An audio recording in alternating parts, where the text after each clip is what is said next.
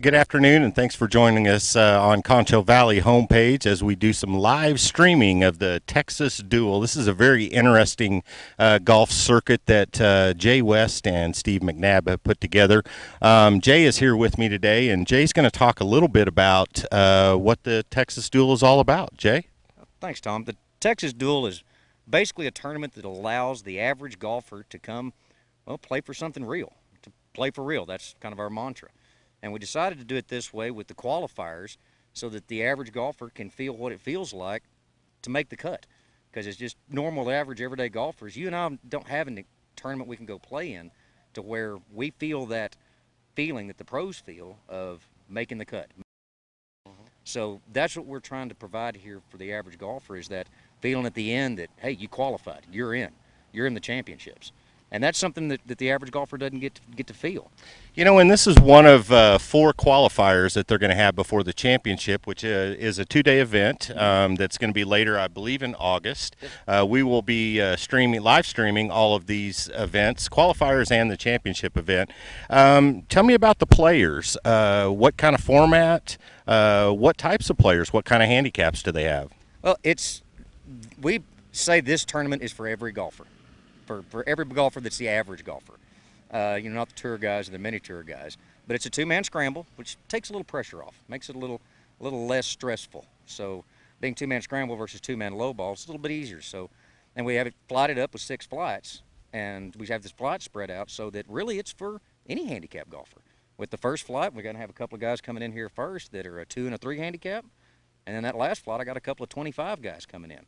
So it's the whole spectrum of the golfing world for the average golfer is right here for them.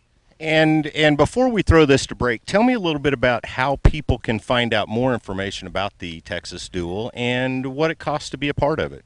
Okay. Best way to do it is our website, obviously, www.thetexasduel.com. We also have a Facebook page, The Texas Duel, and we have a Facebook group, The Texas Duelers. So we've got some pretty good social media ways to check us out. Entry fee is $200 per man to enter a qualifier. The good news on that is, if when you qualify, you're in. You don't have to pay anything more to get into the championships. And it's my understanding that the prize money at the end of the championship is pretty big. It certainly can be. The more players that enter, the bigger the pot gets, because we put a very high percentage of each player's entry fee back into that pot for the championships. You come play, we'll pay it out. Well, and there you have it. Jay West here again from the Texas Duel. He also owns West Office Supply here in town. Stay tuned with us. We're going to throw it to break here, and we'll start the live coverage here on 18 with the first group coming through here in just a minute.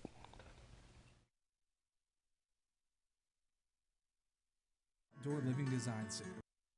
Welcome to Dreamscapes, the Concho Valley's premier outdoor living design center. Choose from a variety of custom outdoor fire pits, pergolas, and other outdoor accessories to help complement your outdoor style. We sit down with you to help design your dream outdoor living space. We offer a wide variety of grills to choose from, including pellet grills, gas, charcoal, and ceramic, along with all the extra amenities to complement that new grill. Visit us today so we can get started on bringing your outdoor living space to reality. Right here at Dreamscapes, located at 3602 South Chad. You're watching KLST Local News First. Remain informed on breaking news with the updated Concho Valley Homepage app.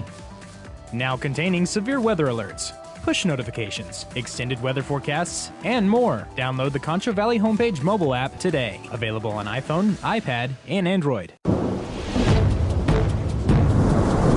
There's the storm. There's the warning. It covers Paint Rock. It covers areas north of Eden.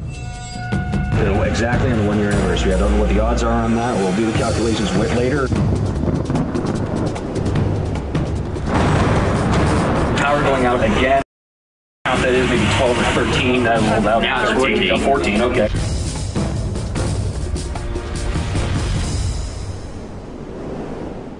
KSAN, San Angelo's news channel.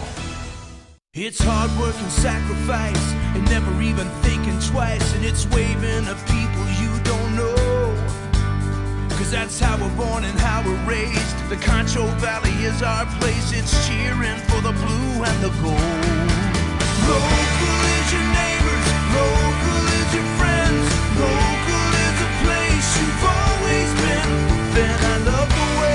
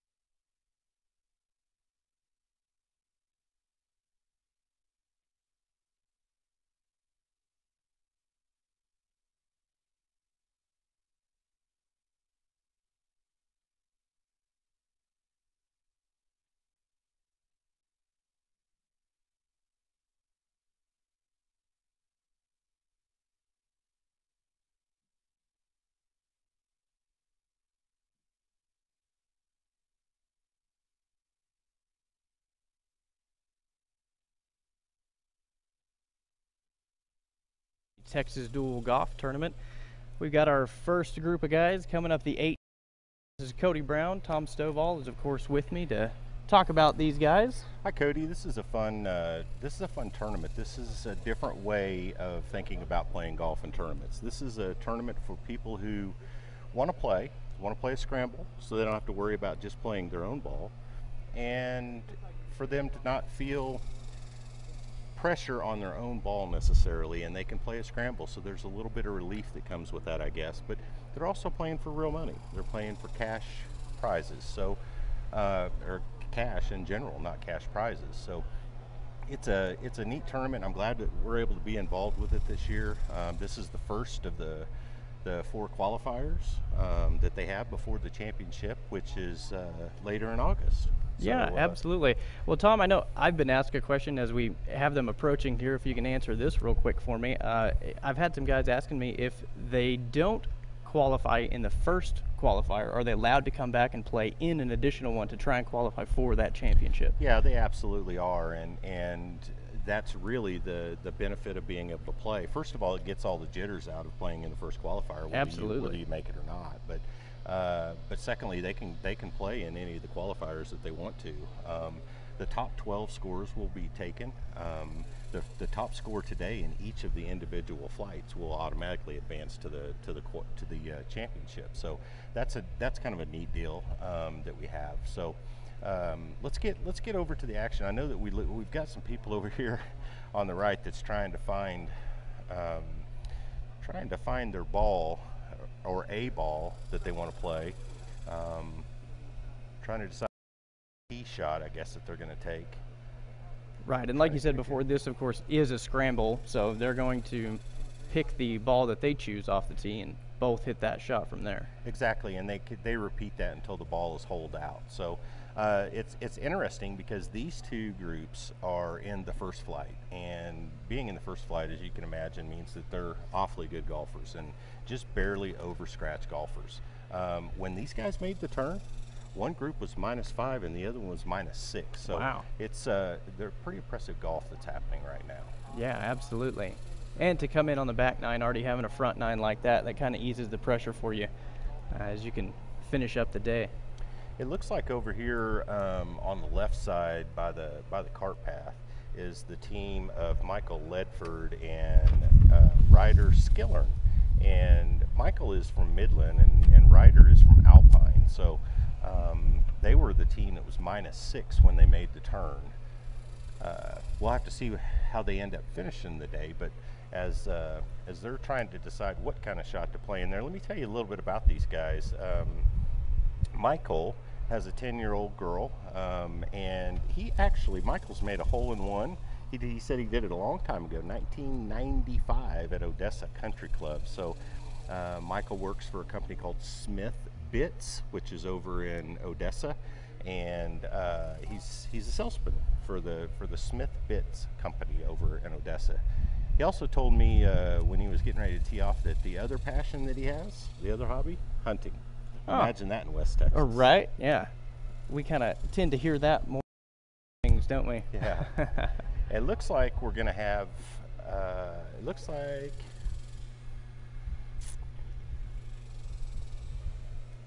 John Callahan over there? No, this is Kyle. This is Kyle Doby that we're looking at. That's getting ready to hit his approach shot. Kyle is on the team of Callahan and Doby, and Kyle's from Abilene. Kyle's got a couple of kids, and he's actually had 3 hole-in-ones. So, and we can just tell by his golf swing that he's a pretty good golfer. Absolutely, and we were just talking about that a few minutes ago. A lot of guys will play their whole life and never see one of them. So to have 3 of them, that's pretty amazing. Pretty fantastic. He hit it into the to the left bunker over there, probably 20 feet or so from the hole. His partner here is John Callahan.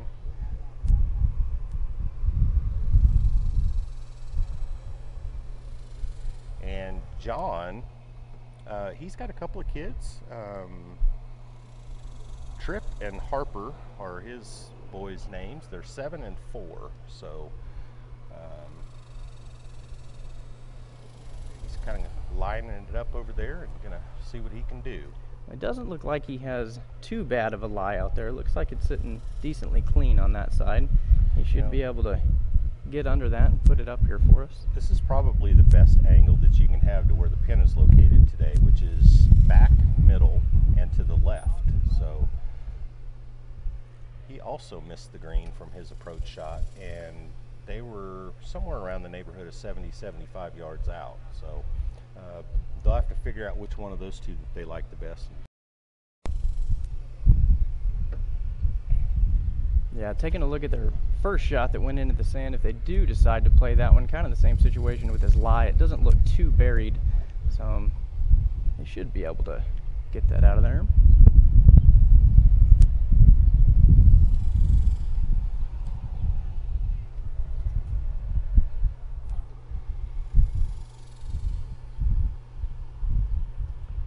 That ball will stay right there. That's a really good golf shot. He's going to be about 12 or 15 feet below the hole.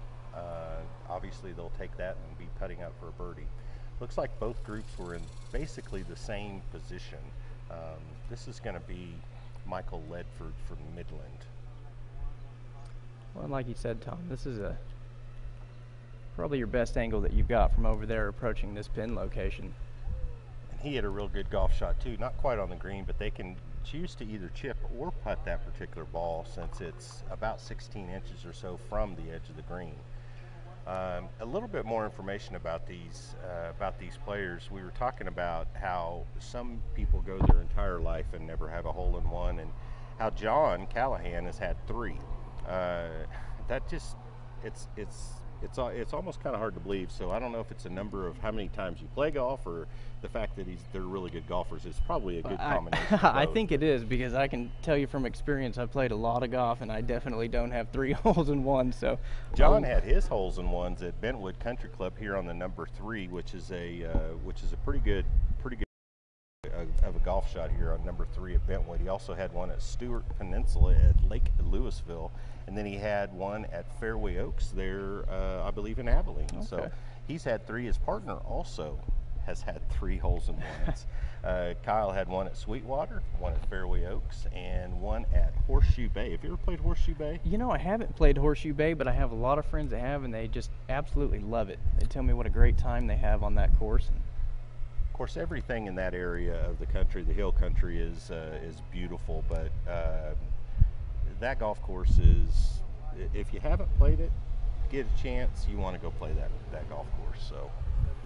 So these this particular team has chosen to, Callahan and Dobie has chosen to go ahead and hit it out of the bunker.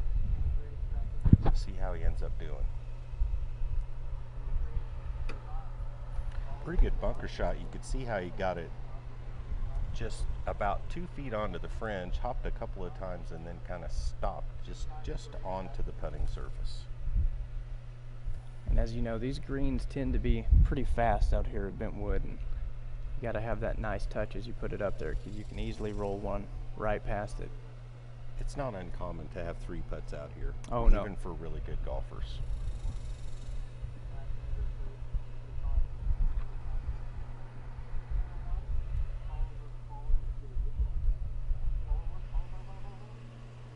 A little softer touch there, coming up just a bit short.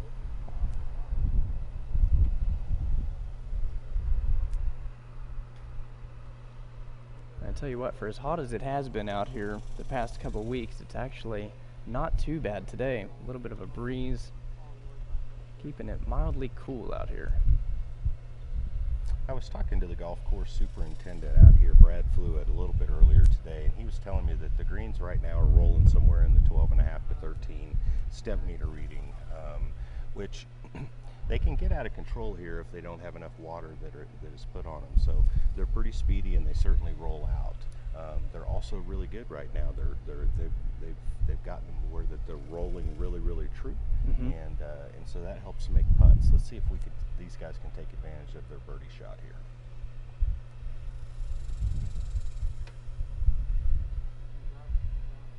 Looks like he left that one just a couple inches shy of the cup.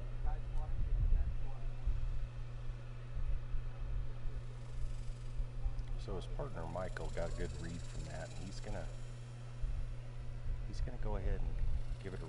here since his partner Ryder has already tapped in for their par.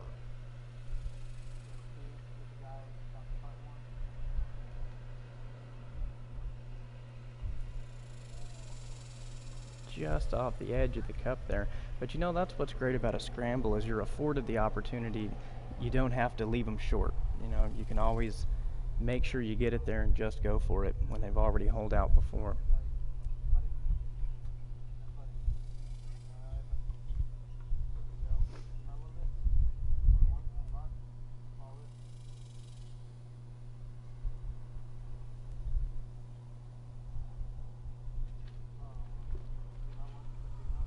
Putt just slides past.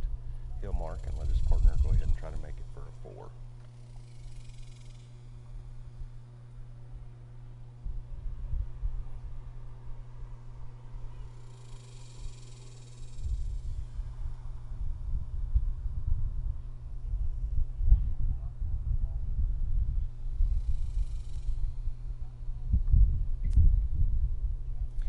Callahan makes it. What a clutch putt that was. Absolutely. It always feels better if you finish with a par or better on the last hole, no matter what you do. So for sure. This is the first group of the day that has come through, and these guys will be playing in the first flight. So pretty good, not just pretty good golfers, but excellent golfers. And you know, so we expect their scores to be pretty low, especially considering that they were -5 and -6 going through, going to number 10.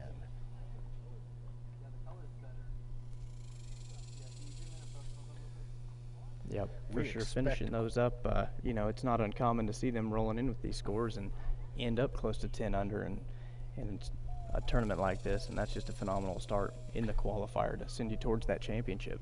And we're going to get the final score so we can give you guys an update on what these two teams shot. One of these two teams is going to, and potentially both teams could, because the top team in each flight will automatically advance to the championship. So if they did not tie through 18 holes here today, then one of the two teams will automatically advance, and of course the other one will have an opportunity to enter into another qualifying event should they choose to do so.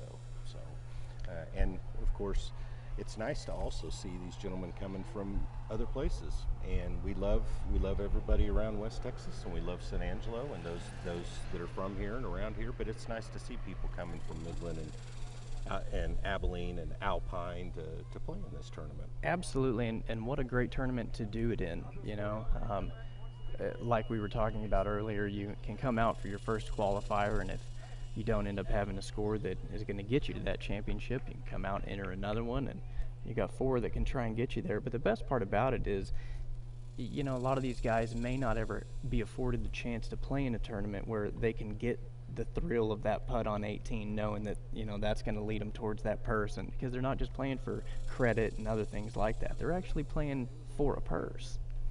Yeah, and that's it. You talk to some of the people that have played in some of the other qualifiers from years past, and they'll tell you how much fun that they've had doing so, and how much fun it really was to be under that pressure.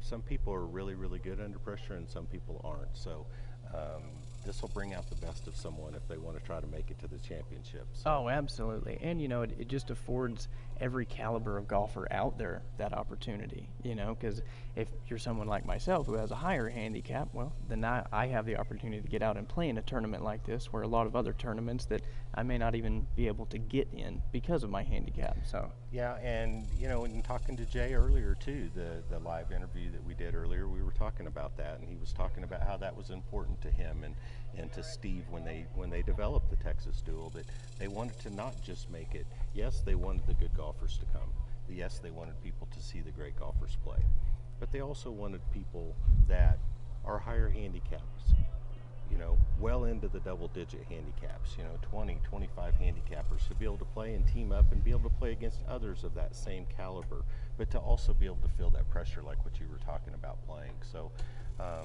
I think it's a neat deal, and hopefully people enjoy enjoy watching it on Concho Valley Homepage, and you know, it'd be nice if some people wanted to come out here and watch it. We're going to do, of course, live streaming again for the Bentwood Country Club partnership that's coming up here in just about 3 weeks, and so this is just kind of a taste of what you'll get from, from Concho Valley Homepage. So yeah, absolutely. And you can see us out at other events doing this as well. So you can catch us all over. And I think it's really important. There's a lot of things that that are out there that we can't necessarily provide on television, but we can provide it on the internet, on our homepage. And the other thing that's nice about that is people can watch it from all across the country, and for that matter, all across the world. So I know when we do the things at the show pens, at the San Angelo Stock Show and Rodeo, I personally have gotten emails from people that were serving our country in other countries, telling us thanks for doing it because they were able to watch their kids show their animal. And what makes you feel better than that? And that's just phenomenal. When you can provide a little piece of home for them, that's just an amazing thing that we're able to do. I think right now what we're going to try to do is we're going to see if we can roll another break, and it'll be a little bit before the next group comes through. So let's roll another break, and we'll see the next group when they get through.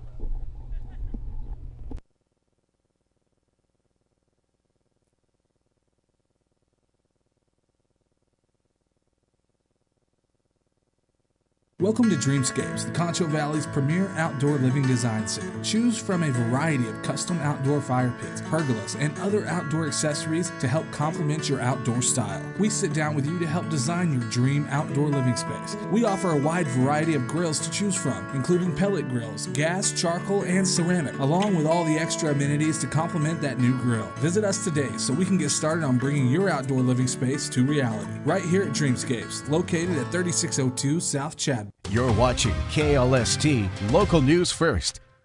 Remain informed on breaking news with the updated Concho Valley Homepage app. Now containing severe weather alerts, push notifications, extended weather forecasts, and more. Download the Concho Valley Homepage mobile app today. Available on iPhone, iPad, and Android. There's the storm. There's the warning. It covers Paint Rock. It covers areas north of Eden. Exactly on the 1-year anniversary. I don't know what the odds are on that. We'll do the calculations later. Power going out again. I don't even know what count that is. Maybe 12 or 13. Now it's 14. 14. Okay.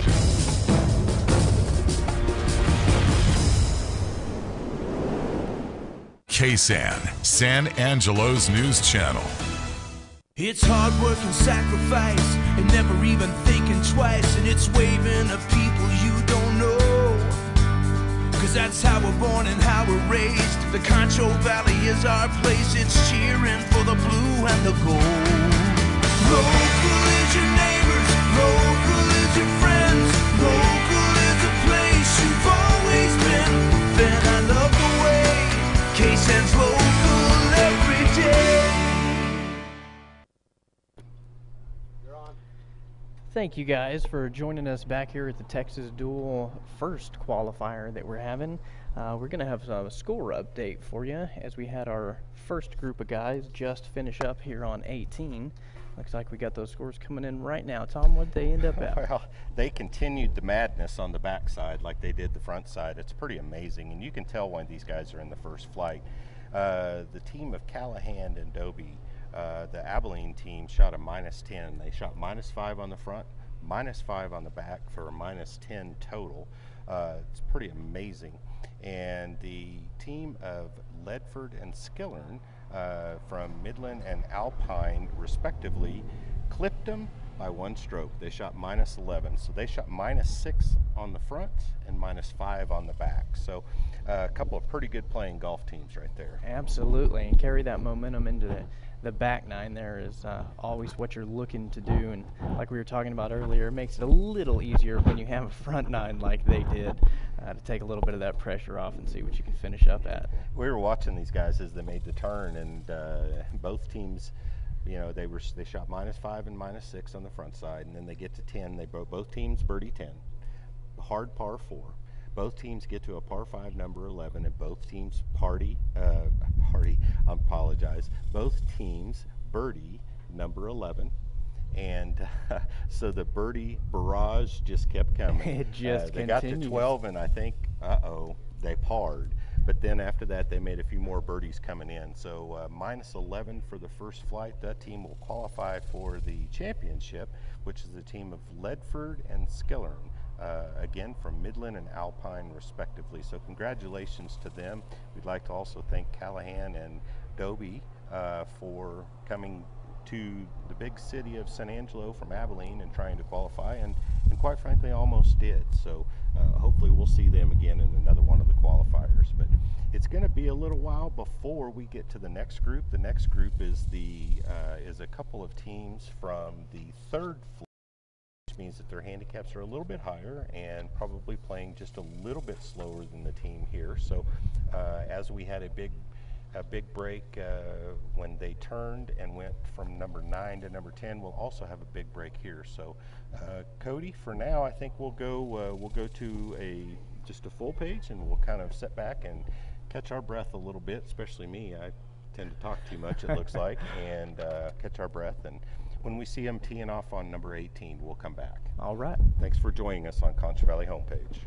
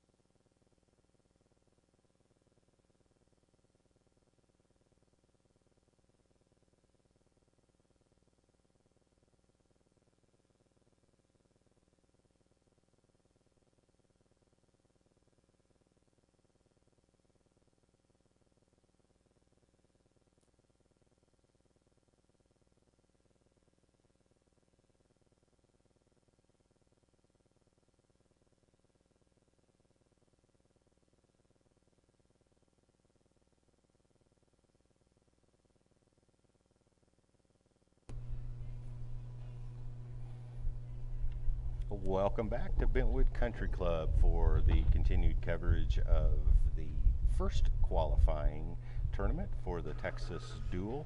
Cody, this is the pairing of Brandon Farmer and Johnny Parker, and also Bruce Fletcher and Mike Verfeth. Mike and Bruce had a little bit of a challenge on the front side, and that they came in from number 9 going to number 10 at +3, and Brandon and Johnny were -2 going there. That doesn't mean that they always are able to carry that all the way through, but we'll see how they do as they approach the 18th green here. They're teeing off right now. This is Bruce Fletcher that's getting ready to launch it, as he would say. Bruce usually has a cigar in his mouth. He's such a nice guy. There's Bruce. That's going to be right down the middle. And we probably should mention, Tom, that we have the most teams today playing in this flight. The third flight seems to be the most popular with those handicaps around, and they're all relatively close here. Actually looks really close here for most of these teams. Yeah, they are. As we were checking scores as they were turning from 9 to 10, and three of the 4 teams in this particular flight today were -2. So it's going to be really interesting to see how they finish up on 18, and to see who automatically qualifies for the championship. Absolutely, and to go back what we were talking about earlier, this is that pressure that these players are allowed to feel, in this tournament, and if it comes down to that putt on 18 to win that qualifier and take you to the championships, that's going to definitely be different than a putt in any other tournaments. And you may not be used to that. It's funny when we were talking earlier about the hole-in-one and how often, and it seems like some people just, once they get one, they get another one, and then they get another one, and then they end up getting another one. In this particular instance, Johnny Parker and the group of these 4 is the only one that's had a hole-in-one. That's not uncommon, obviously, by the way, but he had one in Tiburon, New Mexico on hole number 9. He said it was a 165-yard hole. So Johnny Parker's teamed up with Brandon Farmer, and then we have, of course, Bruce Fletcher and Mike Verfeth that are playing together today. Well, that's the funny thing about it is when you say they've only had one hole-in-one, well, that's that's actually the more normal statement, is to have one hole-in-one, and that is a testament to the caliber of players that we saw come through a few moments ago on 18, talking about having multiple hole-in-ones apiece. That's just an incredible feat. You'll see these guys looking for the different tee shots and trying to determine which ball that they want to hit from next. Of course, this is a scramble, as we talked about earlier, so all players will tee off, and then the teams will take the best drives of their team and play from there. So that's why you'll see the golf carts moving around like they are right now. So they'll be going up and trying to decide which ball to play. Well, and in a scramble, you're afforded to take a little more risks, when your partner hits first, and if he plays a shot that you can see is already where you want to be and what you like, it gives you a little bit more of a chance to maybe play a riskier shot to try and put it a little closer or get a little tighter in with the pin and things like that. You don't always have to play it as safe, and vice versa. If your partner takes his shot first and it's not where you want to go, then you know exactly what you need to do, and you may end up playing a safer shot that way. The 2 that you're looking at right there is Mike Verfeth and Bruce Fletcher. Bruce actually is a retired coach and school teacher. He did it for 30 years. Bruce was telling me earlier he felt a little bit older in the fact that he's got 3 kids, 40, 42, and 46. So Bruce is such a great guy and such an easy person to get along with. That was Bruce that just hit. Did he just? Yeah, I think he did just hit. I didn't see where the ball ended up, but it didn't quite make it to the green. They have a tough shot from that angle because they either have to keep it low and run it almost just above the ground, or they've got to hit it high, but then can you get it to the green by hitting it that high? So I think that's the struggle they actually just ran into. They're trying to keep it low and punch it through those trees to roll it up there. You get it a little bit too high and catch some branches, and that shot looks like it came up just short of the fairway out there. So he's on the first cut, but it doesn't look like he's going to be in too much trouble there. If they do end up taking that shot, he should have a pretty decent approach to the pin over here. The next team that you're looking at right there is Brandon Farmer and Johnny Parker, and that's Brandon that you see addressing the ball right there. Brandon is a really nice young man. Brandon works for Kane Electrical Sales, married, and his wife Shelby is a really nice person also. And there's Brandon's swing and attempt. He's probably about 110 or so yards. He went a little bit long, actually went right over the flag stick, but just a little long, and is probably 15 feet onto the first cut of fringe over here, Cody. Yeah, he had the line for sure. We watched that ball carry right over the flag. He just had a little too much distance on it. This is Johnny. Johnny's the one that made the hole-in-one in Tiburon, New Mexico. So Johnny's married and has a 12-year-old daughter named Jocelyn. So really proud of her. Johnny just hit up, and he kind of did just the opposite of, and that's understandable, but he did just kind of partner did, and he came up some 35-40 feet short, and also on the first cut of fringe. So he did it. I'm sure you noticed as well, but right as he took his swing, as that ball went into the air, we had a nice big gust of wind come through, and I don't know if he was necessarily planning on that. I don't really know if you can, but it definitely caught it and dropped it just shy of the green. So playing their third shot now, this is Mike Burfith hitting his third shot into number 18. Right at the flag, it hits on the first cut of rough and ends up about 16, 18 inches off the green, but about 30 feet from the pin. His partner to play now, this is Bruce Fletcher. Looks like a pretty good swing there. We'll see where the ball ends up. He ends up just about 4 foot behind his partner on the first cut of fringe there. So we have 3 balls, Cody, that are below the hole, and we have one over here that is past the hole. Again, that hole is in a very tough position today where they have it tucked behind the left bunker over there. I don't know, but if I had any say in which one I might want to use, I'd probably want to go down there and use the one that's below the hole, wouldn't you? I think I would do the exact same thing. I think with this pin location, I would much rather be short on the front, give myself an uphill roll to the cup. Once again, will afford me the chance to, play it a little firmer, get it there, and I don't have to worry about taking it all the way back over from the backside of the green. I think even leaving it short may not be the worst thing for him over there. I think it's extremely possible if they were to take the one that is long and back here on the first cut of rough here, that if the chip was a little bit forceful, it could actually run down to the bottom of the green. So make for a really, really challenging situation. We'll see what Brandon and Johnny decide to do. There you see Bruce Fletcher walking up, surveying what they have to deal with there. We've seen these greens be so fast. You're exactly right. If you play from this backside, you may end up catching it a little too firm or maybe a little thin, and I don't think it would be uncommon to see that ball roll all the way off the front there, and like you said, possibly even over into that bunker. Well, we'll see what they're going to do here. He's definitely leaving it marked. It looks like they're going to take the ball that has gone long, so must be pretty confident in their pitching abilities, and that's fine. There is a little bit of an uphill slope that they can pitch it into, but then once it gets to the hole, if it doesn't stop there real quick, it could go all the way to the bottom of the green. So yeah, they're definitely going to want to leave it just a little bit shorter than normal and let that uphill slope carry that ball all the way up for them, because they don't want to be rolling it long. This will be Brandon.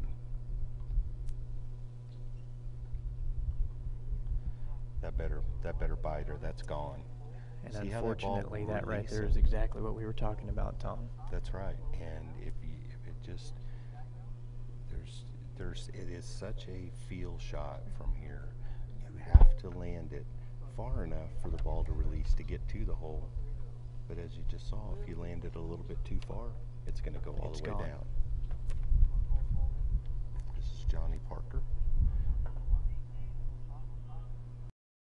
Chipped it onto the green, and now they'll have it's going to slide from right to left quite a bit, and be about 25 foot or so, Cody, that they'll be trying to putt for. I believe it's going to be to make their par.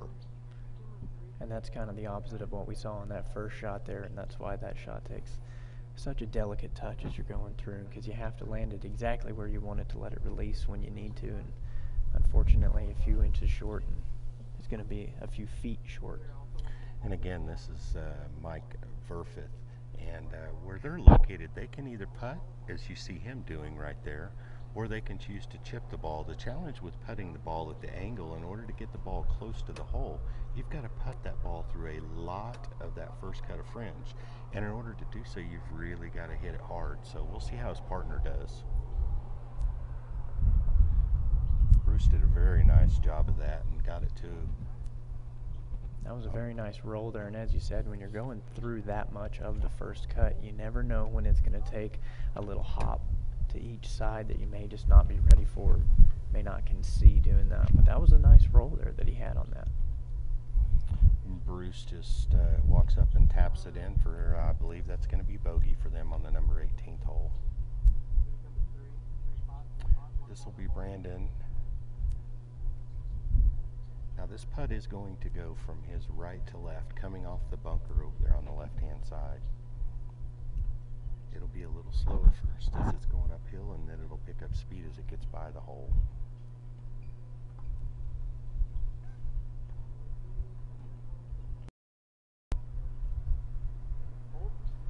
And I think his partner there is going to have a pretty good read. He gave him a good solid roll at it.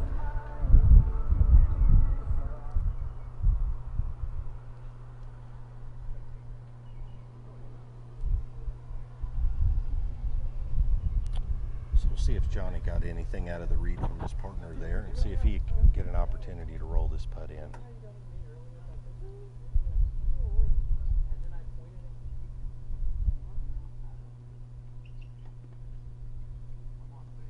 Don't know. Just off that left side of the cup. I think if he would have played it maybe a half inch more to his right, he would have had it.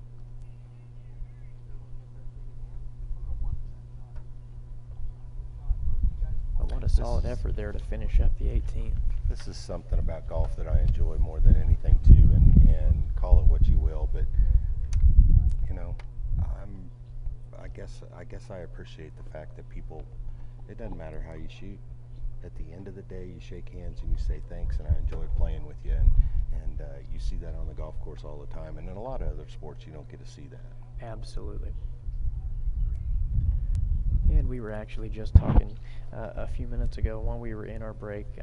One of the great things about the game of golf is that you get to come out here and you get to spend multiple hours with somebody playing the round, and you get to know them, and you get to learn a lot about them from the way that they play the game and the way that they handle it and approach different things. It's amazing how much you can learn about somebody from just playing a round of golf with them. Yeah, it is, and this Texas Duel tournament of all abilities, and to be able to play in different flights, and you know, like we were talking earlier, this is the most competitive flight that we have on today's qualifying round. These players are all in the third flight, and we have 2 more teams coming through that will also be in that third flight, and so one of these 4 teams will automatically qualify, but and possibly all of them will qualify based upon their scores. So can you kind of run down, do you remember being able to, can you go ahead and run down a little bit how that works from this qualifier going forward, Cody? Yeah, absolutely. So what happens in this first qualifier is the team that shoots the lowest score out here automatically is going to advance into that championship round. But even if you don't win this qualifier out here, that does not mean that you haven't qualified for the championship. You know, and as we saw in our first flight to come through, the winner at 11 under, they are automatically advancing to that championship.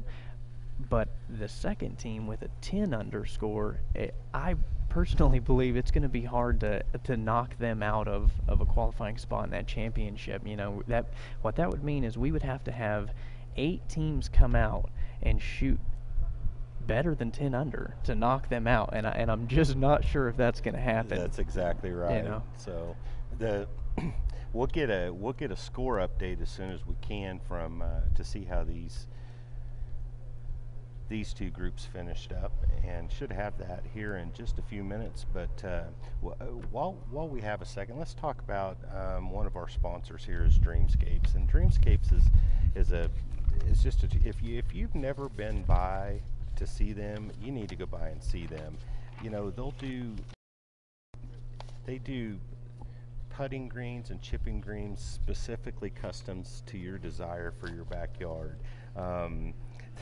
They talk about the Texas, living the dream on the Texas lifestyle with a custom built outdoor kitchen. So they do outdoor kitchens here too. They talk about how it's important in bringing people together and being on the back patio, because where do we all spend most of our time when we have our people come and hanging out with us?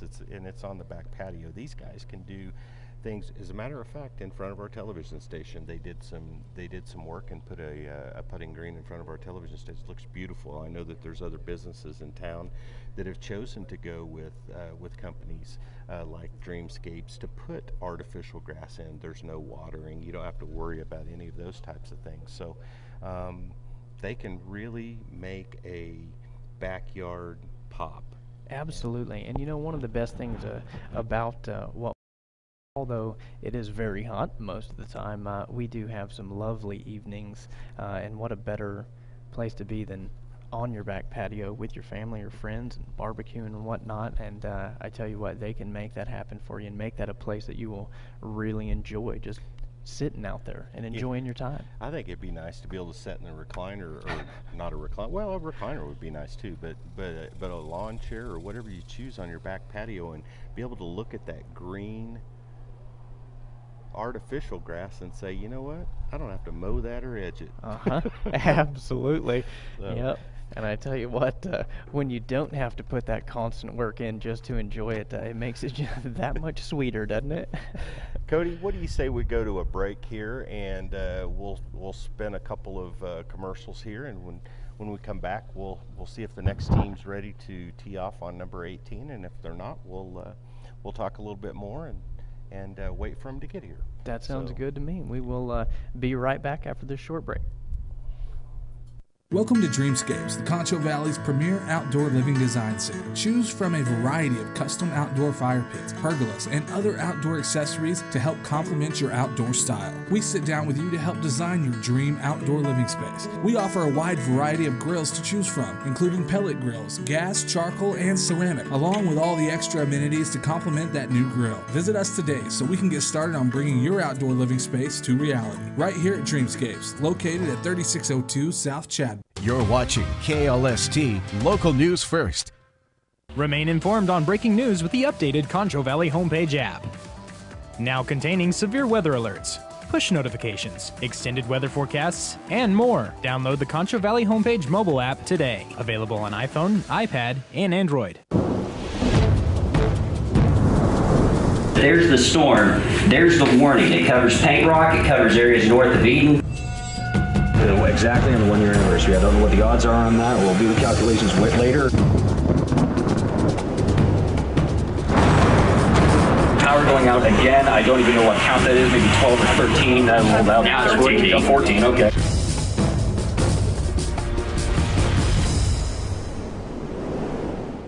KSAN, San Angelo's news channel.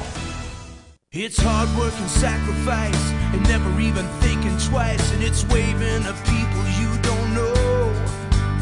Cause that's how we're born and how we're raised. The Concho Valley is our place. It's cheering for the blue and the gold. Local is your neighbors, local is your friends, local is the place you've always been. Then I love the way KSAN's local every day. Thank you guys for coming back with us here at the first qualifier of the Texas Duel golf tournament. We're going to have an update here on some scores for that second group of guys that we had come through in the third flight. As soon as we can get that, we will get it over to you. But Tom, let's talk about what it takes to come out and play 18 holes and keep your strength up, keep your stamina up, and finish out the round as strong as you started, especially when you are dealing with things like our Texas heat and the wind that can make it swing a little harder, swing a little differently, always playing into that. Some of those hazards out here that you don't always run into everywhere that you play golf, does it make it that much more difficult for these guys out here? Well, I think it does to some degree, but you know, and everybody I guess is different, but I think if you talk to most of them, you know, golf, we think of golf as being so physical. It's the golf swing. It makes the ball go one way or the other depending upon how you swing it.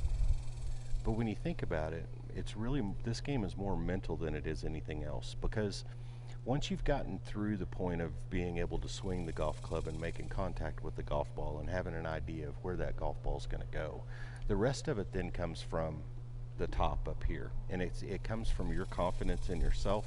It comes from the confidence in the shots that you're hitting. And I think the most important thing, at least I know for me in my own personal game, and when you talk to a lot of these guys, they'll tell you the same thing, I think it's having a positive attitude.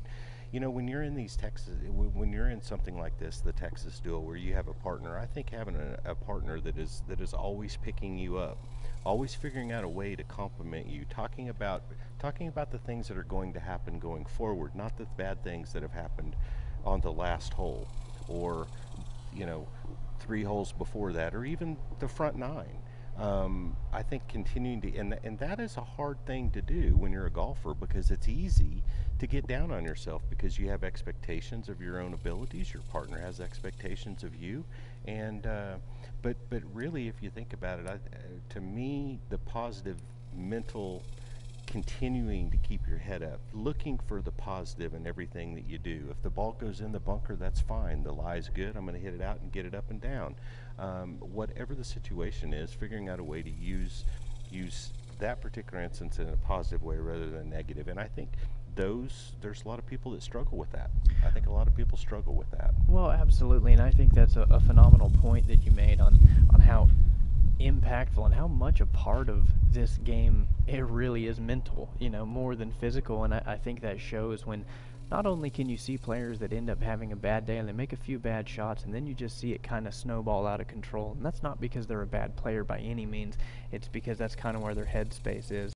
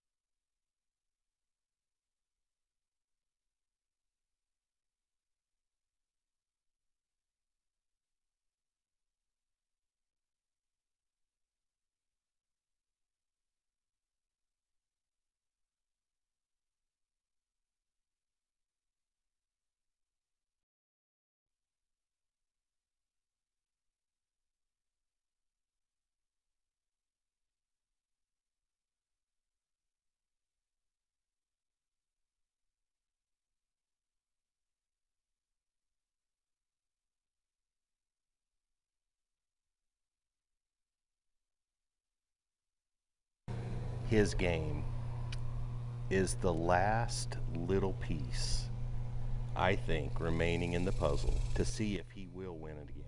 And if he'll, and I believe if he wins again, and he wins again shortly before a major, look out, because he'll win another major.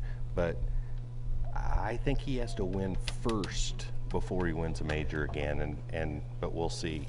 We've just got an update on the last group that came in, and the interesting thing is the way that this ended up coming out. Brandon Farmer and Johnny Parker shot 2 under, if you'll recall, on the front side of the golf course. They kept that momentum going and shot it 2 under on the back side, so they finished at -4 for the day. So they had a pretty good round. So that's -4 for the third flight. And then Bruce and Mike had a little bit of a challenge. They looked like they replicated exactly again what they did on the first 9 at shooting +3, and then shot +3 again on the backside for a total of 78, or a +6 over for the day. So was it mental? That's the question. We were just talking about that, and that is the great question, is was that one of those things, you know, they go through that front 9 and make that turn, and they're 3 over, and does that get into their head, and that kind of play sticks with them through the back 9, and you know, even shooting 2 under through the first 9 and making that turn, and then they continue that momentum the opposite way, right? You know, and that's what you have to ask mental yourself. too, and that's mental confidence. You know, I think that you know, you can look at that a couple of ways, and them knowing when they made the turn, Bruce and Mike, that they were playing with another group that were in the same flight as them, and were already through 9 holes, 5 shots ahead of them. Did it get to them mentally when they teed off on 10? I don't know, and that'd be something that we would have to ask them, but it sure could have, because I know that Bruce and Mike both can play golf, and I've seen Mike really light it up out here before. So it's just one of those days, and sometimes you never can get things going. You just can't get it. It doesn't seem to matter what it is you do. You just can't get it going. Well, and you know what? That, in a nutshell, is kind of the game of golf, isn't it? We've all came out here and had some phenomenal rounds, and then we've also all came out here and had rounds where we wondered why we came out and played that day. Yeah, absolutely, and wondered if you were going to play again or take up another sport. So while we wait for this next group to get to the 18th tee box to get ready to tee off, it'll be the group of Fred Hernandez, Blake Burchard is the team, and then they're teamed against Tom DeLauder and Trey Dindy. We're going to take another quick break, and when we come back, maybe they'll be at the 18th tee box. If they're not at the 18th tee box, we'll talk a little bit more and see what happens from there. So thanks for joining us on Concho Valley Homepage. You're watching the 2018 first qualifying of the Texas Duel.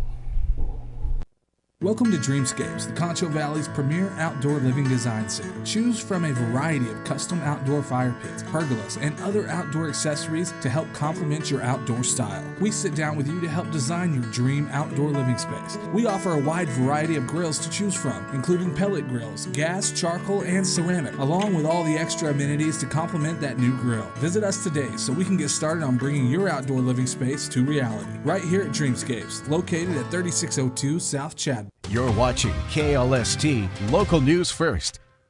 Remain informed on breaking news with the updated Concho Valley Homepage app. Now containing severe weather alerts, push notifications, extended weather forecasts, and more. Download the Concho Valley Homepage mobile app today. Available on iPhone, iPad, and Android. There's the storm. There's the warning. It covers Paint Rock. It covers areas north of Eden.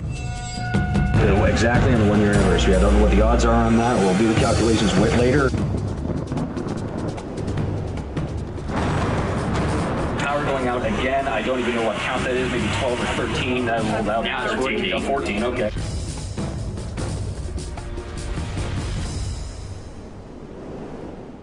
KSAN, San Angelo's news channel. It's hard work and sacrifice, and never even thinking twice, and it's waving at people you don't. Cause that's how we're born and how we're raised. The Concho Valley is our place. It's cheering for the blue and the gold. Local is your neighbors, local is your friends, local is a place you've always been. Then I love the way KSAN's local every day.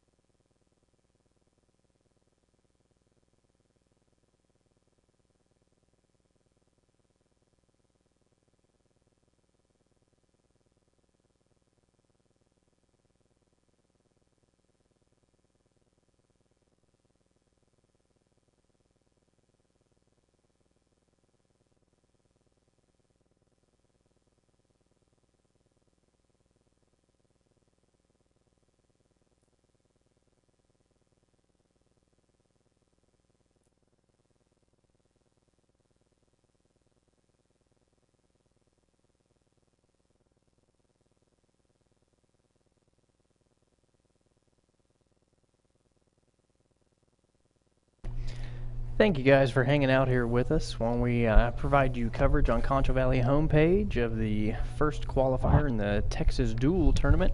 Looks like we've got our next group of players coming up on the 18th here. Tom, can you tell us a little bit about them? Yeah, that was Fred Hernandez who just teed off. It looks like his partner has probably already hit, because this is Trey Dendy that's going to tee off. Trey usually plays out at San Angelo.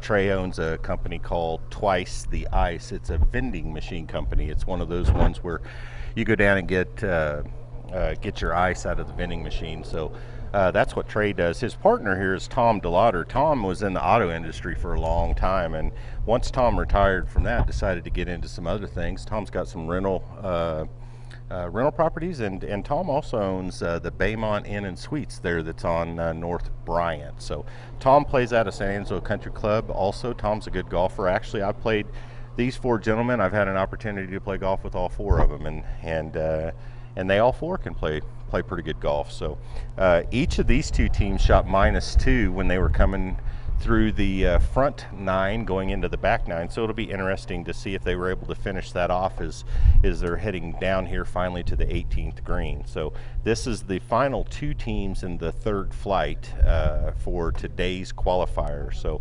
as you remember, Cody, we had one team that's finished in the flight that's already shot -4, so that's the target for these 2 teams as they come down to 18 to get that automatic advancement into the championship.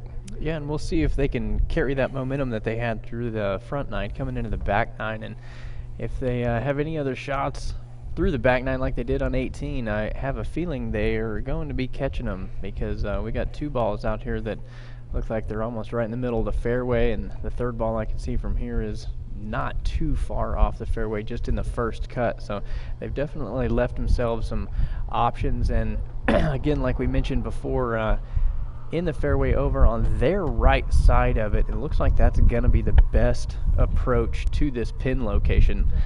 Gives themselves a little uphill roll from that side, and they don't have to carry that bunker on their left side to come over it. So I think that's going to wind up being nice for them over there. I should have asked Fred earlier today when I saw him and he was warming up before the tournament. I should have asked him and Blake if AEP was helping to sponsor it, because they both have had a long career at AEP. Fred's been there 35 years.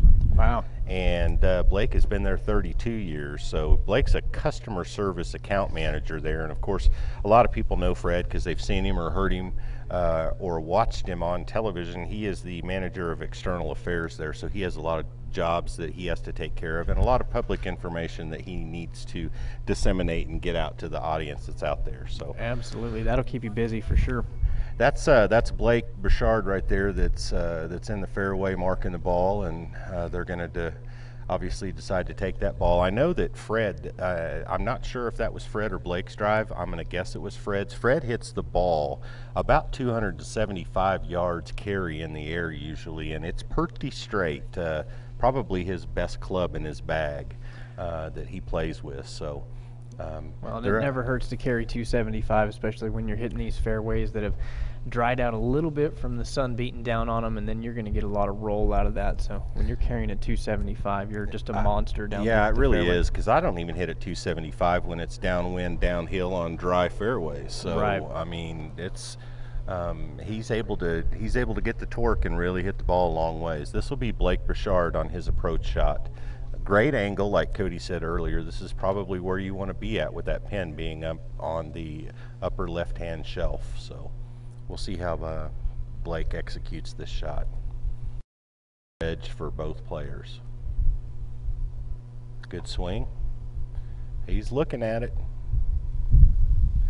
Ended up just a little bit short, and that's pretty common right now today. You know, we talked about that earlier in one of the groups that came through, where it's a challenge if you go long. It's going to be a challenge to get that ball up and down, and so you don't want to go long. So what do? You pull it and it goes into the bunker short. So we'll see if his partner can help him out a little bit on the second shot. Yeah, it's definitely something that's easy to do, and you can see in the background here a little bit of those bushes blowing around, and if you can see even higher when we go to our wider shot, those trees are definitely moving. So it's going to give them a little bit of trouble as they carry their balls a little higher. This ball looks like it might be just a little bit further. Got past the bunkers and going to stop just shy of the green there in the first cut. And that'll be okay. That'll at least leave them in a spot where they can either putt it or they can chip it to the pin. But again, like we've seen earlier today, if you're going to putt that ball to get it close to the hole, you're going to have to put it through a lot of fringe. So we'll see what they choose to do when they get there. Right now, it looks like that's Tom DeLauder. He's pulling his wedge out of the bag. Tom's funny. He said, I asked him about his goatee there, and he said, yeah, I've been growing it since November of last year. No shave November. There you go. He said that he had a full beard and that it was kind of bothering him, and so he decided to shave part of it off, but couldn't shave it all off until this next November. So, but I think it looks pretty good on him. No shave November turned into a pretty good looking look for him. So yeah. That works for sure. Looks like Trey Dindy's going to go ahead and go first as they make their approach. Now they have a little bit more difficult of an angle because in order to get the ball close to the hole, they're going to have to get it over the bunker, carry it onto the green, which will either make it go long, or if they possibly are able to hit it into the fringe, it could stay short. Probably the smartest and best play here is to be right at the pin, to their right, our left, your viewing left. That is the question here, Tom, is to see whether they're going to try and carry that bunker and stick it close. And it looks like that's exactly what he was going for. And Trey hits a really nice shot. Now, will that ball hold right there? That's the question. It's moving still. Looks like it looks like it stops. If the gust, they better get up there and mark that pretty quick because a gust of wind can blow it all the way down. Absolutely, and we've seen that before. Absolutely. And like we were talking about earlier in this scramble format, now that he sees that his partner's ball is up there pretty close to the pin, he's going to have the affordability to play that a little differently if he wants and a little more aggressive. Throws it way up in the air. That's a really good shot. It's pin high. The only challenge with that shot right there is that it's got the second cut of fringe right behind it. Plus his partner's in about as good a spot as you can be if you're not going to be any closer to the hole. At least he's putting uphill. He really is, and I think that's just going to come down to their decision of do they want to take an uphill putt or do they want to putt off of the fringe over there. Tom, what would you do if you were in that situation? Do you prefer putting off that first cut or do you like chipping off of it? I personally chip, and I, especially on fast greens, Bermuda greens, I carry a 60-degree wedge and I use it all the time. I feel like if I can get the ball on the green and get the ball to start to get onto the green and not have to mess with it, then I don't have to worry about it bouncing around as it's going through that. Plus I don't have the feel, and it takes a lot of feel to know how hard to hit it to get it to go through the rough but not blow it too far past the hole. Absolutely, that can get really tricky for you there, and I'm pretty much the same way. Anytime I'm there, I tend to prefer to chip off of it to have a little better feel going that way than putting it, because it's just so temperamental out of that rough, and like we said before, you never know if it's going to take that hop that you weren't planning on and kick off line, and there's just so many unknowns with it. All four of these players are great gentlemen and pretty good players. They're all from the San Angelo area. Interesting, as much golf as each of these gentlemen play, and I know they all play quite a bit of golf, they haven't had a hole-in-one yet, and I keep saying yet as if everybody's going to get a hole-in-one. As if it's going to happen for everyone out there? It doesn't happen for everybody. No, it really doesn't, and you know, the first flight of guys that came through, it still just blows my mind, you know, as we continue to talk about the golfers playing here and that they've had 3 hole-in-ones each. That's just incredible. Six holes in one between the team. No wonder they shot 10 under par. Right, come out here and shoot 10 under, and like we're supposed to be surprised with that, right? So it looks like they are going to take that ball in the first cut there, just off the green, lining it up. I think that's probably the smarter decision, and I've seen Fred both chip these kind of shots and also putt it. It appears as though he's got his putter in hand, and then he's going to go ahead and try to putt that. And it looks like he's going to go first, so we'll see. These guys here are the 2-time defending champions. They played in this Texas Duel for the last 2 years, And Blake and Fred will tell you, it's an enjoyable tournament to play in, and that they're glad they have, because they're the two-time defending champion. I believe that was in the 4th flight. Is that correct? They're playing in a little higher flight this year, obviously, because if you're going to be a champion, you got to move up and see if you can be a champion in the next flight. So. Absolutely, and when you come out and win it twice, need to bump you up a little bit and make you earn the 3rd. Here's Fred. He's going to go ahead and try to putt it through the fringe.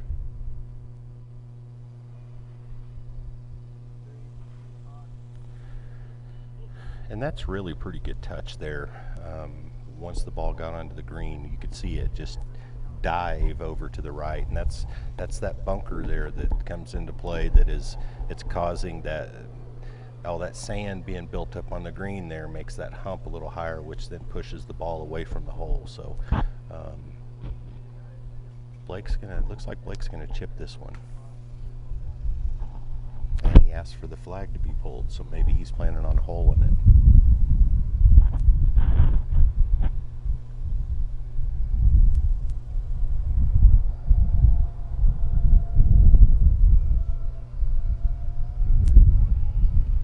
Look at this.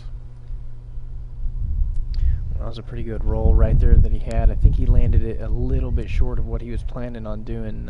I think if he'd have flown it 3 or 4 more inches up there, we might have seen that hole out. It was still a really nice chip, though. I mean, again, his partner's up there for a very makeable par putt, and he was obviously trying to make it, but at the same time, he got it within 16, 18 inches from the hole, so that should be an easy putt for par for him.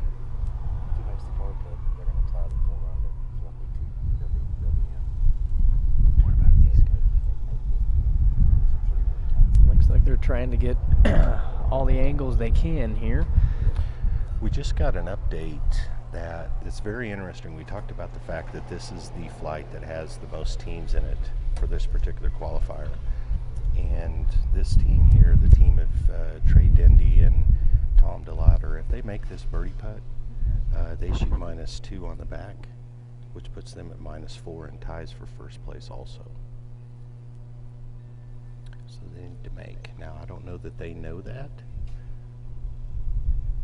but if they do make it, then they tie for first. And Tom, can you explain for everyone out there what happens when they do tie for first? Are both going through, or do they have to play again? How does that work? I'll have to double check on that, but it's my understanding, I think what I heard earlier from Jay was that they would both then advance.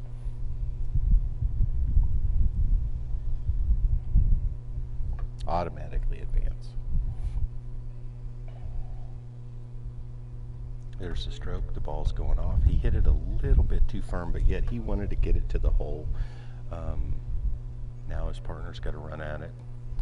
Well, I think he'd seen before the couple balls that rolled up in that direction before them from the other team. He got a good feel on how quick that was breaking down to the right. I don't think he'd want to let it fall short of the cup there.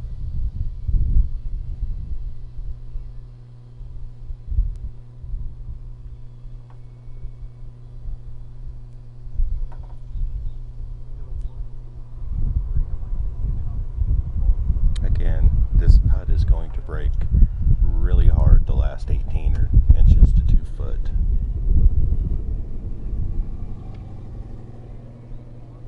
There's the putt. Speed looks good. Is it there? Nope, he didn't quite Just get it shy. there. He definitely had the read, though.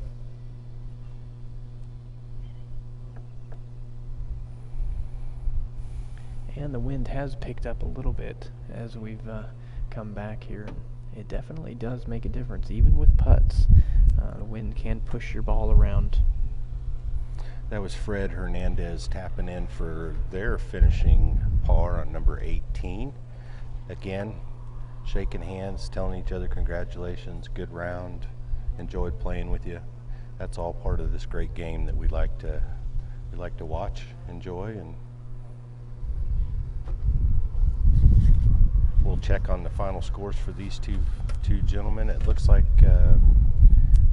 the group of Tom DeLauder and Trey Dendy are going to end up 1 shot shy of first place, but we'll double check that and let you know. Back out in the fairway, we have the next two groups coming up. And these are the groups of Cody Helton and Jake Sparks teamed up against Kelly Baggett and Lonnie Briley. And this is where we're seeing most of the teams end up off their tee shot, is over on their right side, just under those trees, which then gives you the decision: are you going to play it low and try and punch it out of there and roll it up into the fairway, or try and find an opening in those trees where you can get out and try and carry it? There, our camera angle give you a lot better idea. That's Lonnie Briley up against the golf cart there, and pardon me, that's his partner Kelly Baggett. Kelly had been around San Angelo for a long time, and Kelly has moved now, and he's in Midland. Kelly works in Big Lake, and he's actually had 2 holes in ones. So I think they know something that we don't know, Tom. It might very well be. Again, they're going and trying to go under the tree.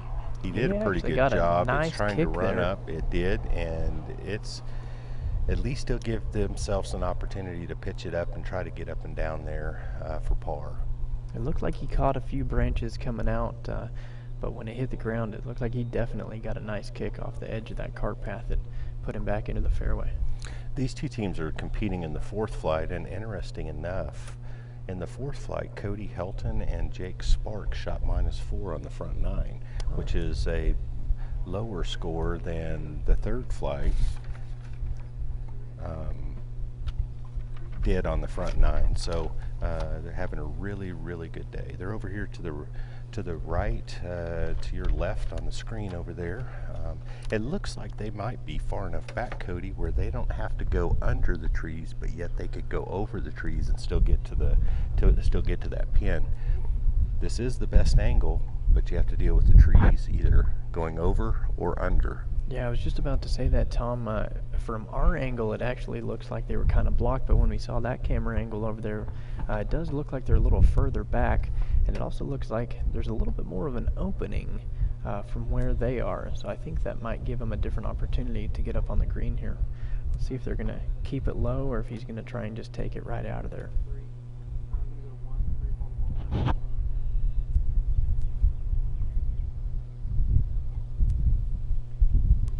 He definitely went over.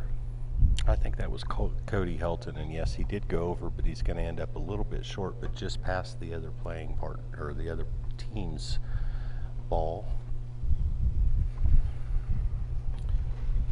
This is going to be Jake Sparks, who's from Sterling City. Jake is, thank you to Jake, he's a firefighter in Big Springs. So phenomenal.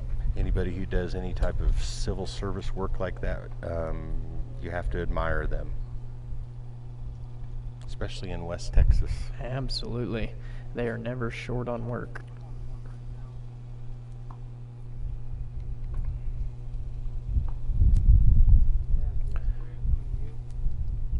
Jake has made a hole-in-one also. He told me he made Sterling City on hole number 6.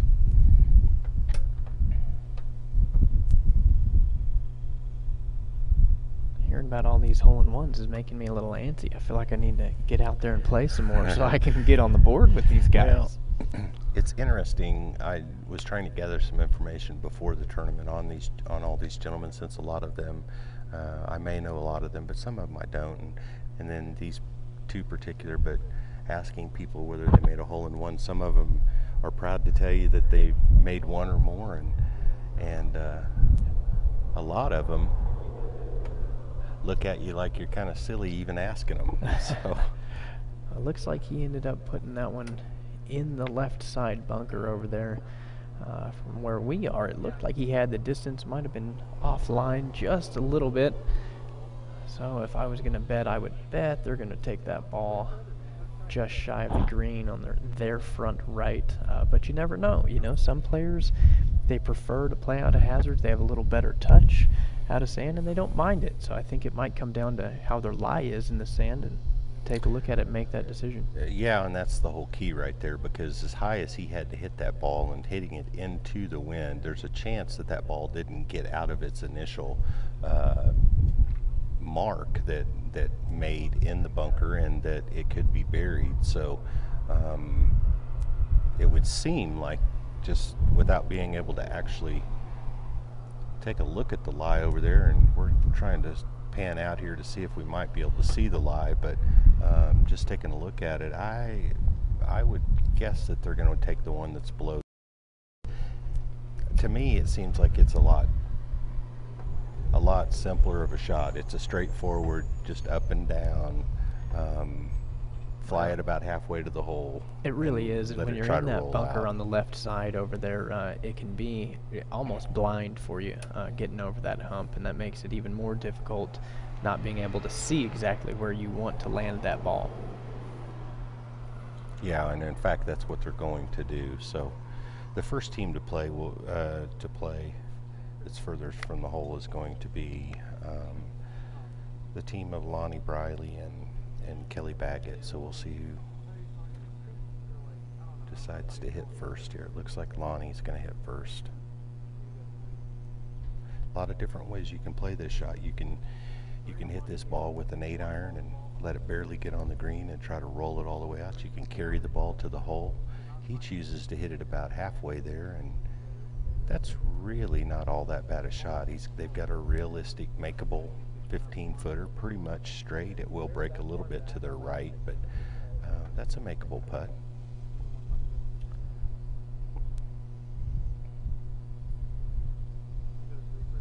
And as we get later in the day and the sun beats down on these greens a little bit more, they can get a little faster than they would be in the morning. So sometimes when you're coming in and gonna let it roll up there, it makes your decision a little easier if you want to pitch it up there. That bites, that could be good. That is an excellent golf shot, and that's really exactly what you want to do. He carried that ball about 80% of the way there. Knew it was going to check, hit it, but also the fact that he's hitting into an uphill part of the green, so that'll slow it down, and then ends up about 2 foot from the hole. So very, very good pitch.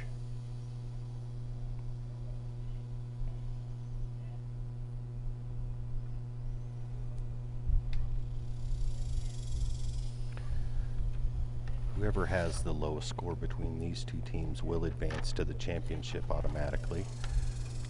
These two teams are playing in the 4th flight this year.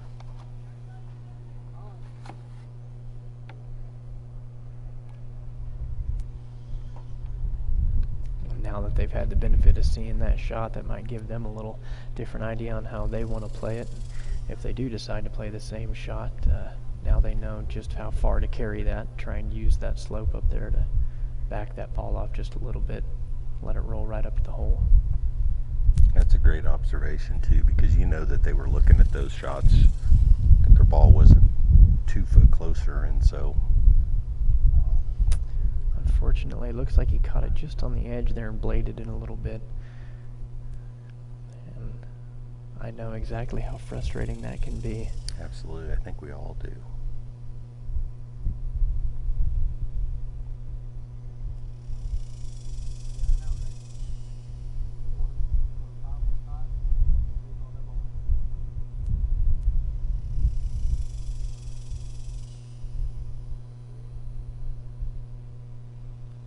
Not too bad of a shot right there either. He's going to leave himself maybe 10, 12 feet short of the hole, just on the edge of that slope. You know, we've seen quite a few putts from that location today. We're afforded the knowledge to know, get a pretty good read on it up there. Take a look at it.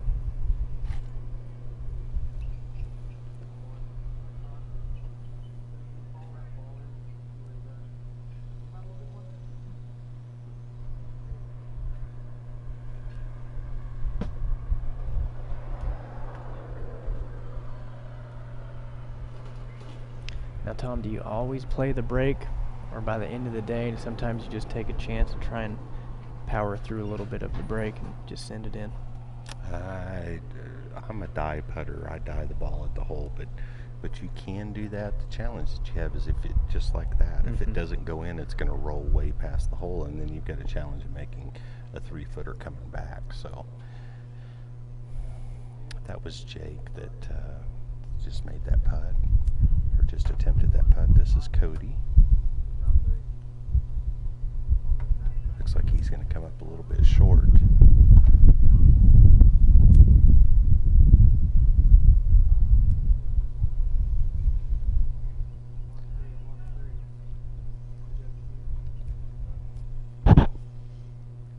See if he can make this one and finish out their day here. Lonnie Briley taps that in for them. That's a pretty good par. I think that was an up and down, if I remember right. I believe it was. And Jake Sparks taps his in.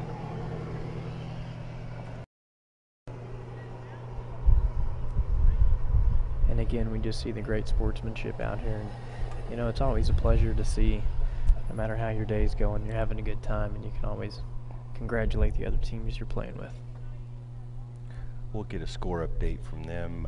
Again, Kelly and Lonnie shot -1 on the front 9. We'll see what they ended up on the back 9 and what their overall was. And Cody Helton and Jake Sparks shot -4 on the front 9. So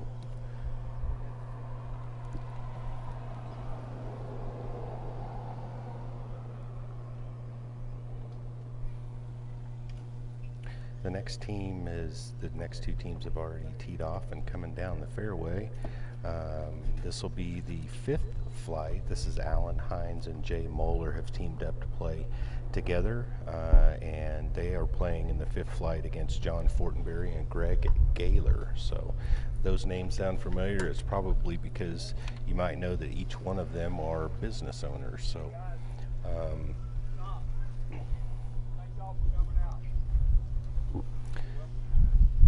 Jay owns Angelo Bell Bonds. Jay actually had a hole-in-one in 2014, August of 2014, here at Bentwood Country Club on that hard number 3, par 3, and told me also that one of his other best shots he's ever had was an eagle. And sometimes you think of an eagle and you might not think, well, that's a big deal, but it happened to be on the hardest hole on the front side here, which was number 8. The long par 4 that's usually against a galing wind, and he hit a 6-iron 163 yards right into the hole, so he was pretty proud of that too. That's pretty much a hole-in-one in itself right there. It really is. Eagle and a par 4.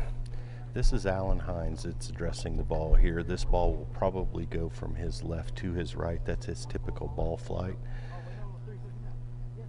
It did, he just hit it on top of it just a little bit, but it is getting quite a bit of rollout on it.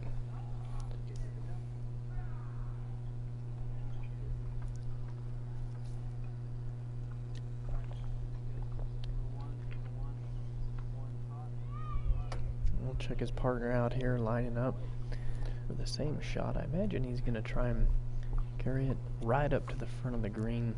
This is Jay Moeller, and Jay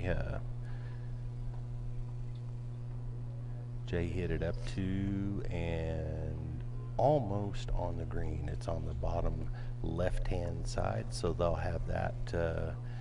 Officially, it would be a 1 putt if, or a no putt if they made it, but we'll see if they choose to chip or putt that from down there.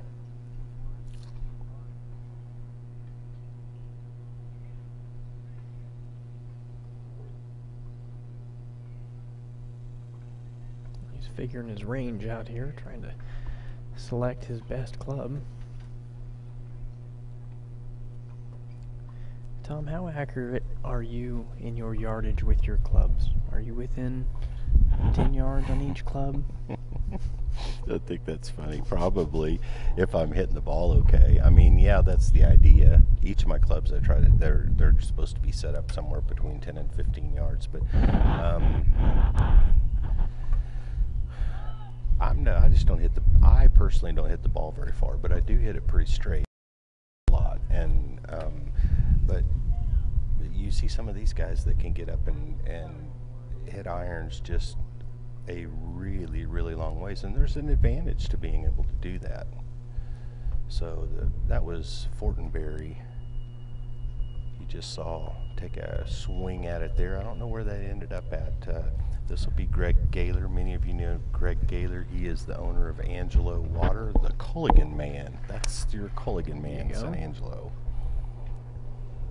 And that previous shot ended up just shy of the green on their right side. Let's see where he puts this one.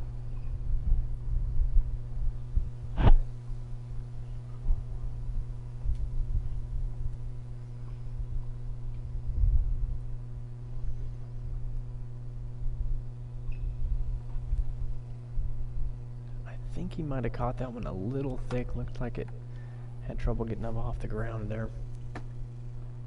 So I would imagine they're going to take that one that is closer to the green up here right off the front edge. And again, you know, we've seen most of the shots today coming off that front edge of the green is pretty much exactly where you want to be. Makes it a lot easier. You're not going to have to carry that bunker, and you can watch that ball roll right up and over that slope. Follow that break to the hole.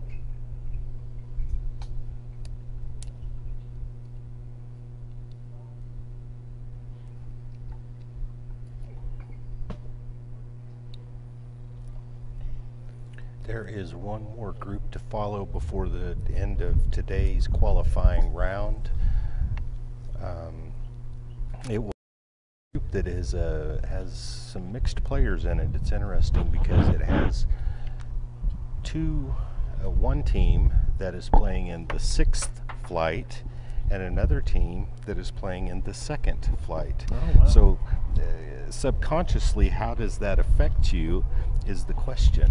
If you're a 6th flight player, but you're playing in the same group as those that are in the 2nd flight, you know that they should have a better score than you. But does that bother you? We go back to the mental part of the game again. I was about to say, you know, we were discussing that earlier, the mental aspect of this game. And, you know, some players I think that could get to as they're watching and knowing that they're a little better handicap. They expect their scores to get better. And then on the other side of that coin, they may play better playing with better players. That's exactly right. Sometimes the better players that you play with, it elevates your game. So these two particular groups right here playing in the 5th flight. That was John Fortenberry that just pitched it up there. These two particular groups, John and his partner Greg, who's getting ready to hit his chip now, they were +2 after 9 holes playing out of the 5th flight. And Alan Hines and Jay Moeller, the other group that they're playing alongside, was +1. So it'll be interesting to see how these two groups finished up, because one of these two again will then qualify for the championship. So this is your Culligan Man, Mr. Greg Gaylor.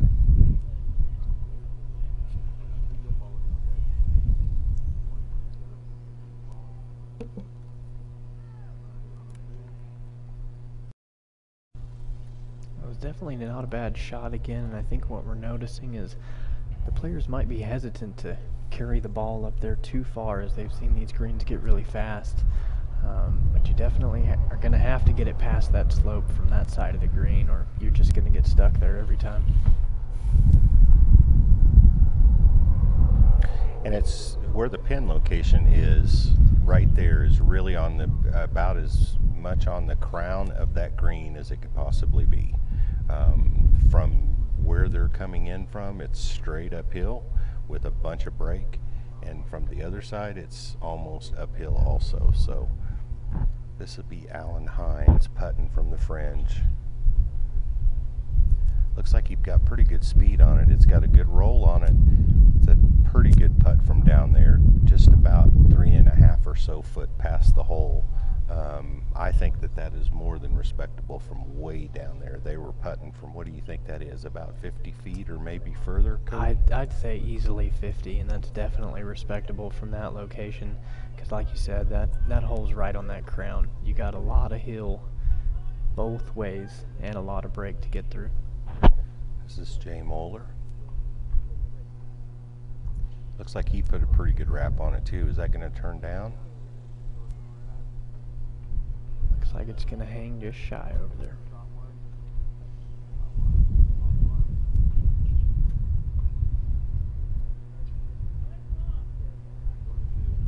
Both of those putts solid, though. I think they've set themselves up for either one they choose a makeable putt.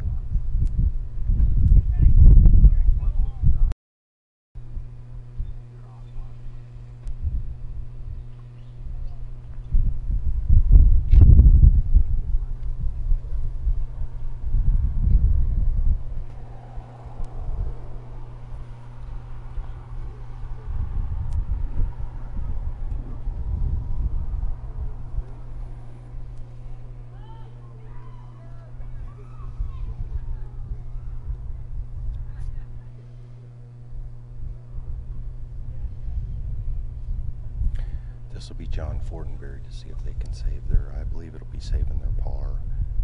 John is co-owner in the certified public accounting firm of Chilton, Wilcox, and Fortenberry. Very established accounting firm here in San Angelo. We gave that one a good roll, Tom. He just came up a little short on it. Greg saw the line on that, and also hopefully he took a mental note of the speed that needed to get to the hole, and with his partner being right there, I would expect Greg to give this a pretty good run.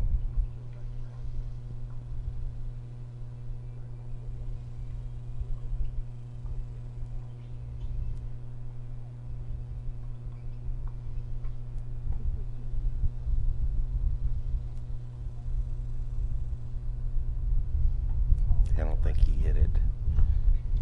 Didn't quite hit it hard Just enough. a little too soft. I think a little harder. He had the line there. I think he would have had that one.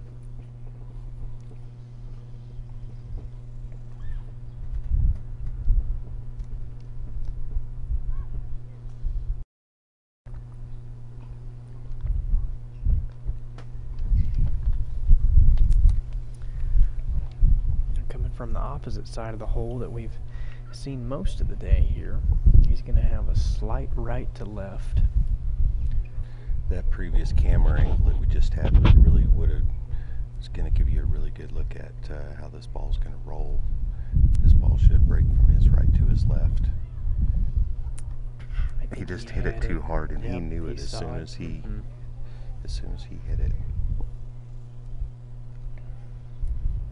Jay says, "Don't worry, partner, I got you covered." He said, "We're playing in a scramble here. I got you."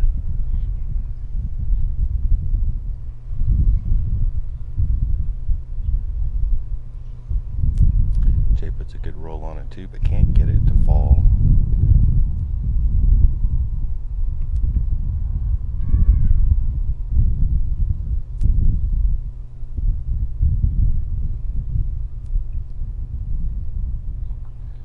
You might notice that Jay is putting the ball again. Each team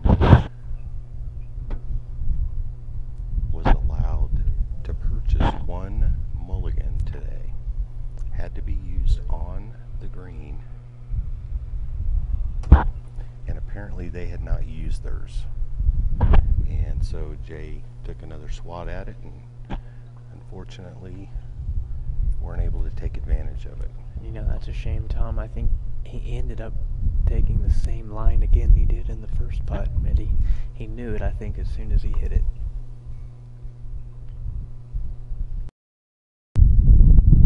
That's John Fortenberry to tap in for the finish of their 2018 first Texas Duel qualifier, and Alan Hines to finish off for Jay and his team. We will see what they ended up doing. They were really, really close. Both of these two teams are fighting to qualify for the championship and later in August, and we'll see which team, and of course if they tied, they both will go. So we just got a final score update.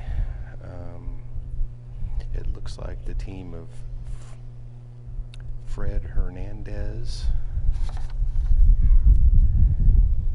and Blake Burchard shot -2 for a total of -468.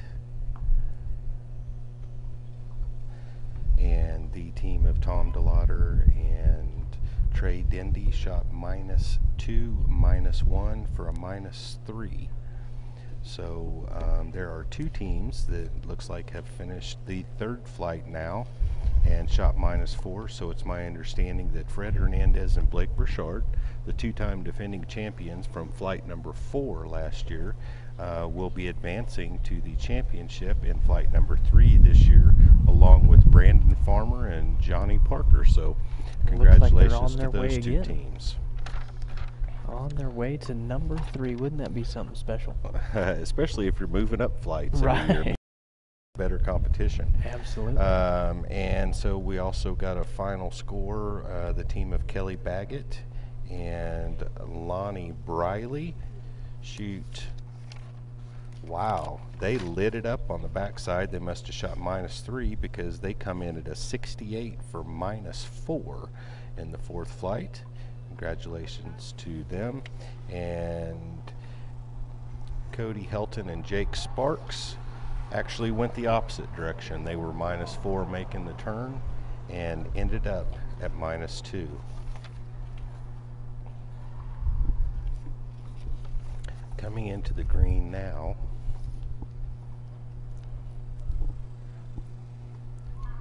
This is an interesting combination coming into the green here.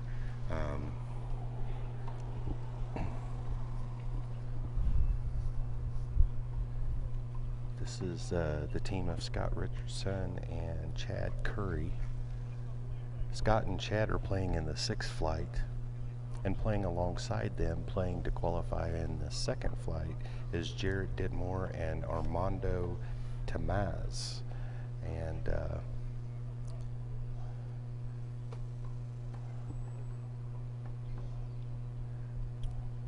looks like their first shot coming in was not bad at all. He put it on the back right side of the green. It's going to leave him quite a distance to the hole, but it looks relatively flat actually from back on this side, Tom. I don't think they're going to have as much break as they did from the normal putts that we've been seeing.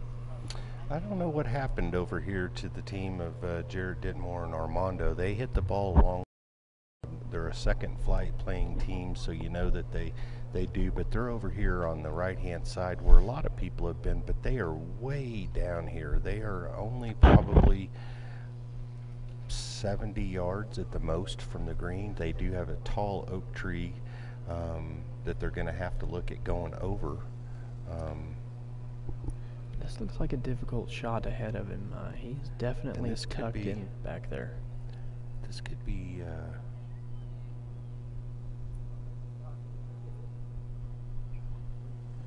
actually, I think this is Chad Curry.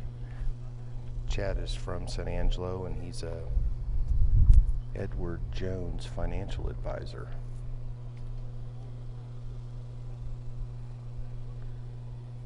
May have enough room to go up and over that tree, but chooses to try to go under it.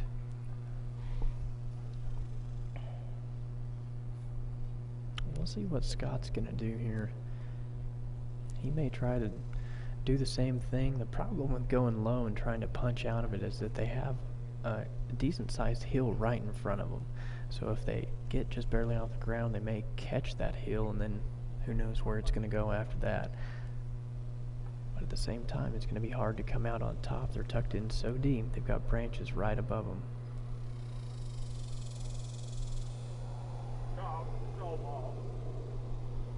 That was an excellent golf shot from where he was located. He ends up less than 20 feet from the hole, just on the fringe. So that was Scott Richardson. Scott is the athletic director at Stovall High School, also coaches the girls basketball. Scott got there just a few years ago, but Scott graduated from Baylor in 2001, and he and his wife Karen have a freshman and an 8th grader attending school. So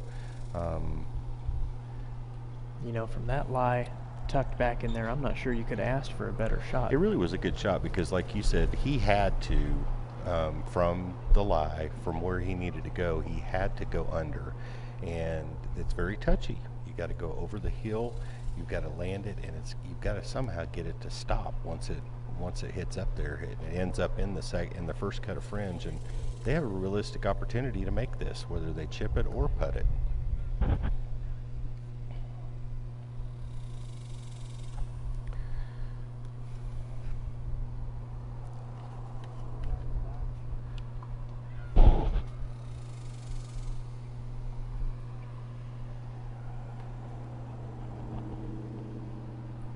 And it looks like Jarrett and Armando will probably go first, even though they are on the green.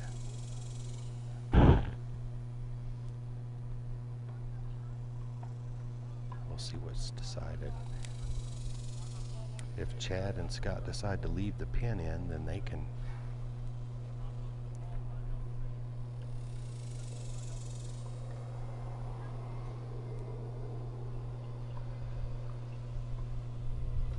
This is the new one, I believe one of the new rule changes for 2019 also, where years and years ago you used to be able to leave the pin in no matter what, whether you're putting, chipping, whatever. They're going to be changed back, so you'll be able to leave the pin in if you choose to. You can take it out if you choose to, whether you're on the green, you're on the fringe, or where you're at. Several new rule changes coming into effect next year that I think will actually be good for the game. And make it a game that still isn't easy, but is easier for people that are amateurs like us.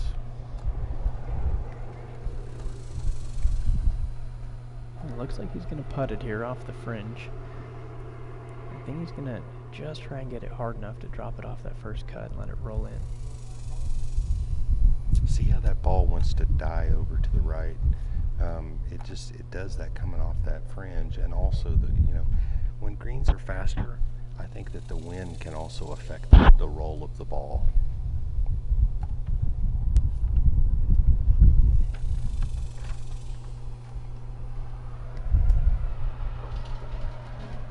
Looks like he's going to give a putt at it here as well. So let's see if he plays that ball a little bit higher than his partner did.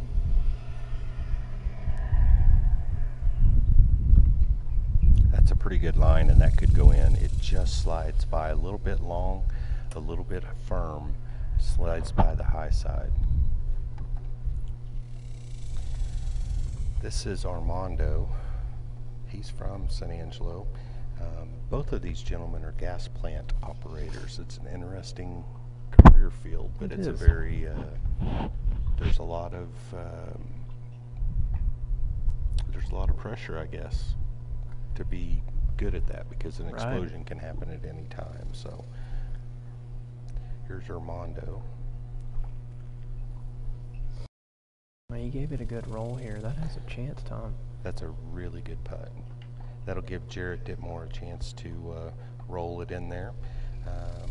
Armando has had a hole-in-one also. I think he had that at the Rawls course on the number 3 hole.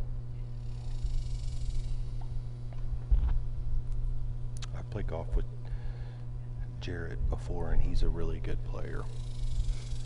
Well, that was probably one of the best putts that we've seen all day. That one had a real chance, and from that distance, that's a great effort. He hit that one a little too hard, and it never took the break. But that's what you can do, because you're wanting to make that putt. You know, your partner's in close enough that you can go up there and tap in for a par and take it and move on. No reason to play it safe at that point.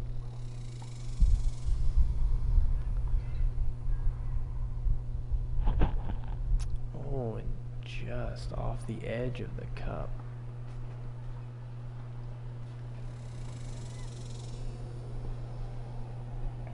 He's going to look to his partner here to save him after that.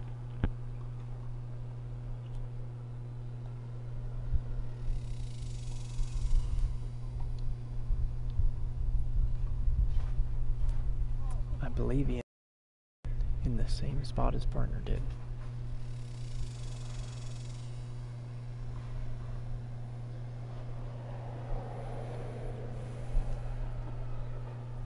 Well, that looks like that completes the tournament play for today for the first round, or for the first qualifying event for the 2018 Texas Duel.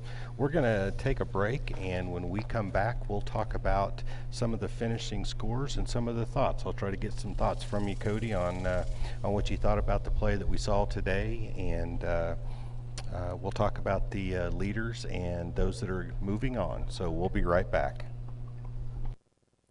Welcome to Dreamscapes, the Concho Valley's premier outdoor living design center. Choose from a variety of custom outdoor fire pits, pergolas, and other outdoor accessories to help complement your outdoor style. We sit down with you to help design your dream outdoor living space. We offer a wide variety of grills to choose from, including pellet grills, gas, charcoal, and ceramic, along with all the extra amenities to complement that new grill. Visit us today so we can get started on bringing your outdoor living space to reality. Right here at Dreamscapes, located at 3602 South Chad. You're watching KLST Local News First.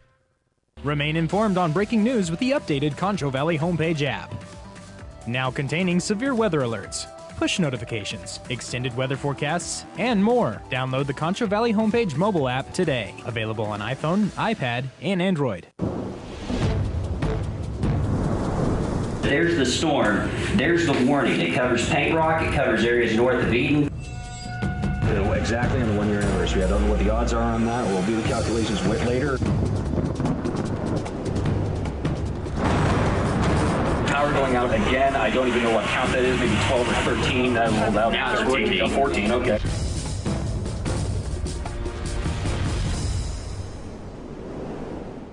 KSAN, San Angelo's news channel. It's hard work and sacrifice, and never even thinking twice, and it's waving at people you don't know. Cause that's how we're born and how we're raised. The Concho Valley is our place, it's cheering for the blue and the gold. Local is your neighbors, local is your friends, local is a place you've always been. Then I love the way KSAN's local every day.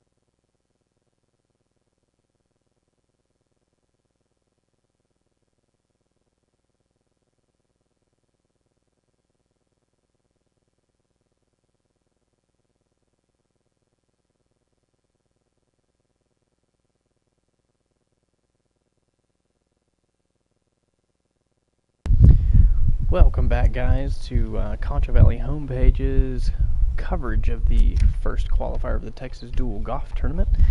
Real quick before we get into our updated scores here, and before I talk with Tom about some of the play that we had today, I just wanted to say thank you to Dreamscapes. You know, if you get these guys to come out, they can definitely add a little luxury to your home or business. They can come out and put custom putting greens in. They can help you out on your patios. They can just do all sorts of things.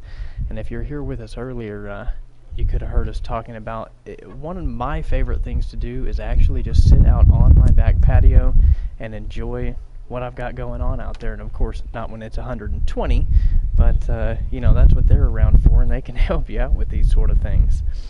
So we're about to have Tom back with us here. Tom, what was one of the most interesting things that you saw out here with all the different types of play that we had, and seeing guys of all different calibers, which is what makes this tournament so great? Well, where the pin location was today on number 18 on the final hole that we're covering is just, it's a tough pin location. Off the tee box, you got to be real far right. If you're too far right off the tee box, where you at? you're in the trees. Now you got a choice. You got to go under, you got to go over. It's a tough pin location where the pin was on number 18, and thus we didn't see anybody make a putt on. We didn't see a putt made on number 18 today that I can remember, and maybe you can, that was more than 4 foot. So just a real tough pin location and tough one to get to. But it was interesting to see how the different caliber of players played the hole differently, and whether they chipped through the fringe or they putted through the fringe or what they did to get the ball. At the end of the day, it's not how, it's how many. And it's interesting to watch how different players choose to play those types of shots. Well, that's absolutely correct. And, you know, for the most part, we saw most everybody off the tees were on that right side. But the problem is you get on that right side, the further you get on you get tucked back behind those trees, and now you've given yourself the decision of, am I going under or am I going over? And sometimes you don't even have that decision with your lie. That's exactly as we saw correct. right there at the end. You know, there really wasn't an option. Well, and you know, I'm hoping that before we sign off here for the day today, that we'll get the final scores of the last 2 groups that come through. We're still waiting on it. It looks like I just received an update. It's interesting to see what happened, because these 2 teams playing in the same flight, these 2 teams playing against one another for the chance to go to the championship, these 2 teams in the 5th flight shot the exact same score. Both teams shot 77. Wow. So it's interesting, both teams shooting +5 for the day. It looks like the team of John Fortenberry and Greg Gaylor had a little bit, just 1 stroke better back 9 than Alan Hines and Jay Moeller did, but at the end of the day, they both shoot +5, which I think, if I'm not misspeaking here, means that both teams qualify and both teams go to the championship. I believe they will both be advancing. And the final group here, wow. I guess Jared Ditmore and Armando Tomez decided to turn it on the backside. They were -2 on the front side. They finished the day at -8. They shoot -6 on the backside on the back for a 9. 64 today, and shoot -8 for the tournament. They will obviously qualify in their flight, the 2nd flight. So congratulations to Jarrett Ditmore and Armando Tomez, and Chad Curry and Scott Richardson. It just goes to show that anybody of any skill level should come play in this tournament.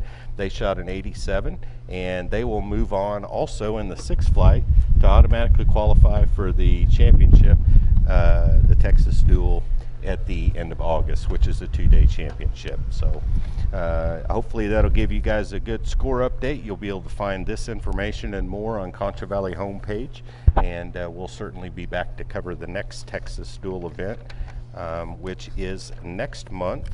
Let me look at my notes here, and I can tell you the specific day. Looks like that was on July 13th. There we go.